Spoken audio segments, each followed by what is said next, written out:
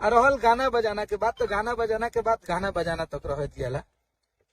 Personally केहू के लड़की के फोटो लगा के, केनू बाप के फोटो लगा के ओकरा के कितना गंदा तरीका से प्रतीक कइल गइल बा।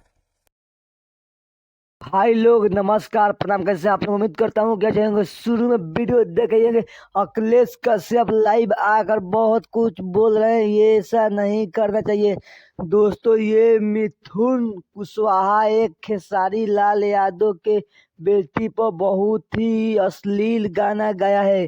जी हाँ दोस्तों, खेसरिया तोरी बेटी के टेंगे टेंगे।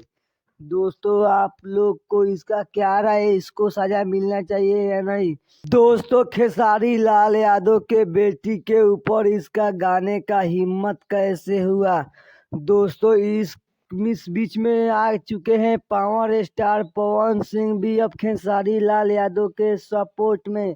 दोस्तों, इसको बहुत ही जल्द से जल्द पकड़ा जाएगा और यूट्यूब पर से गाना डिलीट हो जाएगा। दोस्तों, ये सही किया है गलत, या कमेंट बॉक्स में जरूर बताइए।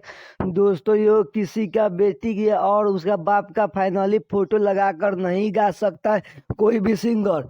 दोस्तों, वीडियो अच्छा लगता है वीडियो को लाइक करें, चैनल को सब्सक्राइब कर देना। तो चलिए मिलते हैं फिर किसी नेक्स्ट वीडियो में, तब तक के लिए जय हिंद जय भारत, वंदे मातरम दोस्तों।